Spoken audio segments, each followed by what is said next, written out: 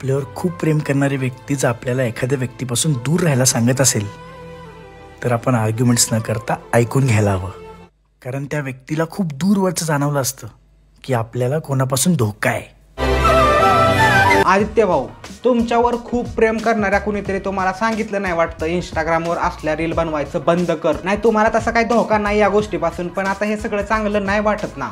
नाही वाटत. एकेकाळी तुम्ही लहान होता, इमॅच्युअर होता, वयानं थोडं लहान होता, त्यानंतर तुम्ही वयानं मोठं झाला, वयानं. त्यानंतर तुमचं लग्न झालं, तिथपर्यंत ठीक होतं, सगळं ठीक होतं. पण आता तुम्ही बाप होणार आहे. तुम्हीच जर हे असे बालिश चाळे करत राहिला तर मग त्या बारक्या बाळानं काय करायचं? मी ह्यांच्यावर रोस्ट व्हिडिओ बनवायचं खूप आधीच बंद केलं. हे रील स्टार झाले, मेकअपवाले झाले, रील्सवर शिव्या देणारे झाले, मला काय करायचंय असा मला प्रश्न पडायचा. बराच दिवस झाले यांच्यावर पण मी व्हिडिओ नव्हता केला, कारण लोकांना आता समजायला लागले की आपल्याला गरिबांच्या पोरांना श्रीमंत बनवायचा इंस्टाग्रामवर. त्यामुळे अशा रील स्टारची डिमांड थोडीशी कमी झाली मार्केटमध्ये. पण मागच्या व्हिडिओमध्ये आईला व्हिडिओ सोडत इंस्टाग्रामचा DM गच्च भरलाय की आदित्य सातपुतेवर व्हिडिओ बनव. तर विषय असा आहे की मला पण माहिती नाही की नक्की त्याचं चाललंय काय. तर आपण सगळे मिळूनच आता बघूया की नक्की त्याचं चाललंय काय. यामधून या भाऊंना सांगायचं की माझा व्हिडिओ बघताना डोक्याचा हा भाग वापरत जाऊ नका, काय गरज नाही त्याची. प्रत्येक घरातला मोठा मुलगा किंवा मुलगी हेच करतो. मनात कितीही दुःख असलं तरी चेहऱ्यावर छान स्माइल ठेवायची आणि सांगायचं की मी ठीक आहे. तसंही कोणाला काय फरक पडतो? नाही, मग असं पण कोणाला काय फरकच पडत नाही. तर मग ते ठीक आहे का नाही, बरं आहे का नाही, ते कोणाला सांगायची काय गरज आहे? नाहीतर उगाच आपल्या एखाद्याला जाऊन डिवचायचं. आदित्य भाऊने आम्हाला सांगितलंय की तोंडावर अशी स्माइल ठेवायची आणि सांगायचं मी ठीक आहे. 2025 आलं नाही, निम्म गेलं तरी पण भाऊ काय 2019-20च्या बाहेर यायला तयारच नाही. मी विचार करतच होतो की यांच्यावर आता आपण काय बोलणार नाही. लोकांना म्हणजे लोकांना काय यांच्यावर रोस्ट व्हिडिओ पाहिजे, असं काय केलं यांनी. पण मला आज कळून चुकलंय की भाऊ तेवढ्याच ताकदीनं 2019-20च्या ताकदीनच रोस्टिंग मटेरियल प्रोव्हाइड करायचं काम करतोय. म्हणजे भावाला मानलंच पाहिजे. तुम्ही मला सांगा की असल्या या बिजी आयुष्यात ह्याला असलं बालिश विचार करायला टाइम कधी मिळतो हेच कळत नाही. मुलांच्या मनात खूप काही असतं पण ते एक्सप्रेस करता येत नाही.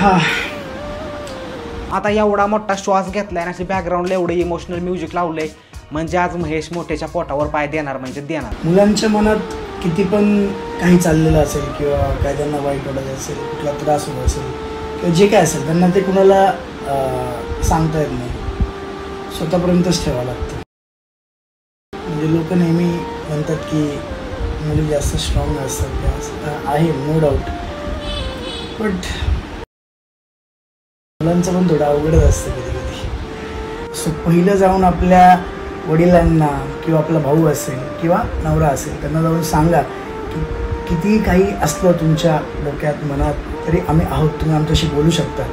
किंवा ॲटलिस्ट असं सांगा की तुम्ही ठीक आहे नाही बोललात तरी चालेल, पण आम्ही तुमच्यासाठी नेहमी आहोत हे लक्षात ठेवा. नाही म्हणजे एवढं असं सरळ बघून असं एकदम शून्यात जाऊन विचार करून एखादी गोष्ट बोलायचा प्रयत्न केलाय, एवढी ऍक्टिंग केली म्हटल्यावर काहीतरी बरोबरच बोलला असणार. नाहीतर कमीत कमी आयुष्याबद्दल फॅक्ट्स तरी बोललाच असेल. हे बघ दादा, मुलांना एक्सप्रेस करता येत नाही तेच चांगलं आहे. जर मुलांना एक्सप्रेस करता आलं असतं तर हे सगळे तुझ्यासारखी अशी बडबड करायला लागले. आता ते सगळं जाऊ दे. माझी तुला विनंती आहे की प्लीज तुम्ही थोडंसं कमी एक्सप्रेस करत जा. मुलगा बना मुलगा, तू हे असं एवढं ओव्हर एक्सप्रेस करतोय, मुलांच्या प्रजातीचं नाव खराब होतंय.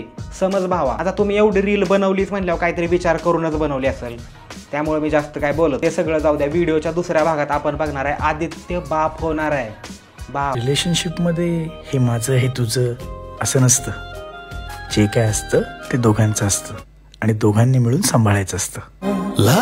पण भावा, तू काय एवढं मन लावून ऐकतोय? हे सगळं रिलेशनशिप वाल्यांसाठी होतं. तुला तर अजून पुरीपासून सुरुवात करायची आहे. तुझं माझं तुझं खूप नंतर येतं. आदित्य भाऊ, मला काय म्हणायचं आहे, तुमच्या या नॉलेजचा थोडाफार उपयोग करून थोड्याफार रील्स लग्न झालेल्यांसाठी पण बनवा ना. म्हणजे लग्नानंतर कसं राहायचं हे तुमचं लग्न झाल्यावर त्याच्यावर पण एखादा असा ग्रंथ लिहिलाच असेल ना.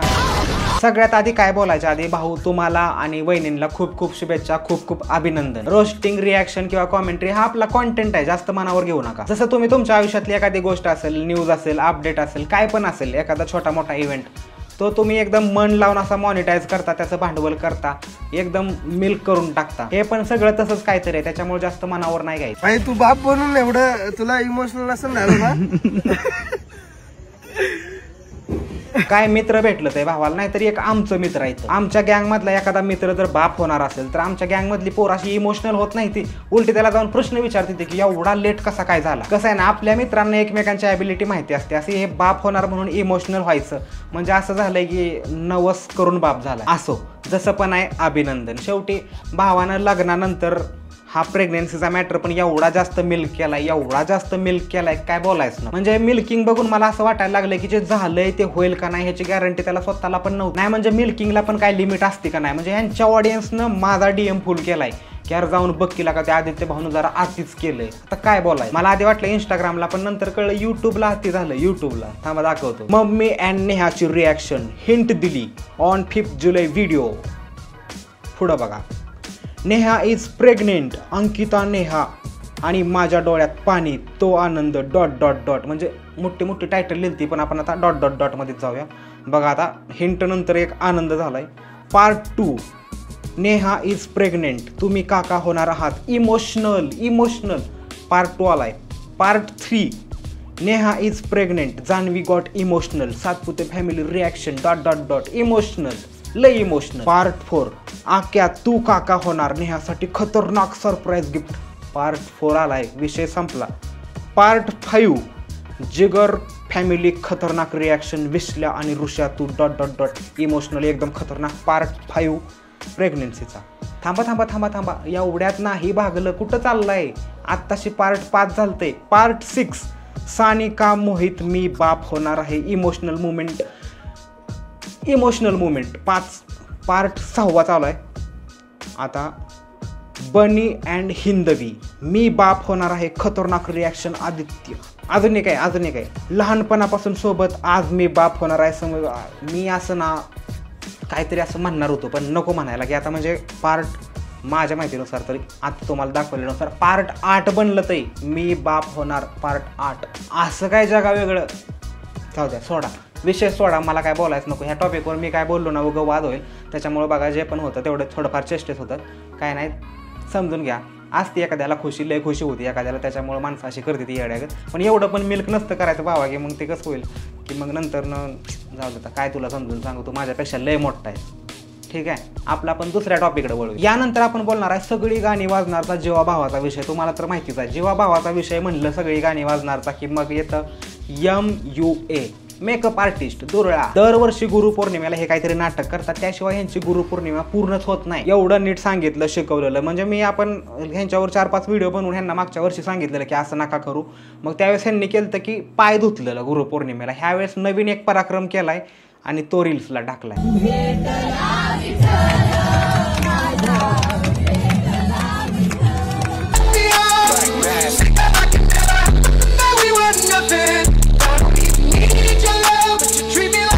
यावेळेस ठरलेलं दरवेळेस स्टुडंटनी का रडायचं, ह्यावेळेस स्टुडंट नाटक करणार ओव्हरऑल आणि विठ्ठल रडायला सुरुवात करणार. ह्यांचा विठ्ठल म्हणजे हे ती कोण शिकवणारी असेल ती त्या बसमध्ये बसून रडती. आता मला नाही माहिती कोण आहे. मी लय वेळा ही व्हिडिओ बघितली पण विठ्ठलाचं दर्शन मला पण नाही झालं. आणि हा ओरिजिनल व्हिडिओ कुणाच्या अकाउंटला होता तो पण बघायला मी थोडंसं लेट झालोय. नशीब आपलं, तुमचं, माझं, सगळ्यांचं, आपल्या सगळ्यांचंच नशीब चांगलं आहे की हा व्हिडिओ एका मेम पेजवर टाकलेला. त्याच्यामुळे आपल्याला हा एकदम काय त्याला म्हणते ते हा मुवमेंट आपला मिस नाही झाला, आपलं भाग्य. नाहीतर एवढ्या मोठ्या विषयाचे साक्षीदार आपण बनता राहिलो. आता ह्या सगळ्या ओव्हरऑल गोष्टीवर पोरांनी काय कमेंट केली, पोरांनी ट्रोल केलं तर वाईट वाटतं. पण बघा पोरीनं काय कमेंट केली, विठ्ठलानं बघितलं तर पायाखालची वीट फेकून मारेल. नाही म्हणजे ठीक आहे, आता एखाद्याच्या इमोशन्स बद्दल काय बोलायचं म्हणून मी काय बोलत नाही. पण बघूया दुसरी कमेंट बघा. बस मधल्या सगळ्या युवतींचा श्री सचिन दादा पिळगावकर यांच्या माझीच लाल संघटनेत जाहीर प्रवेश.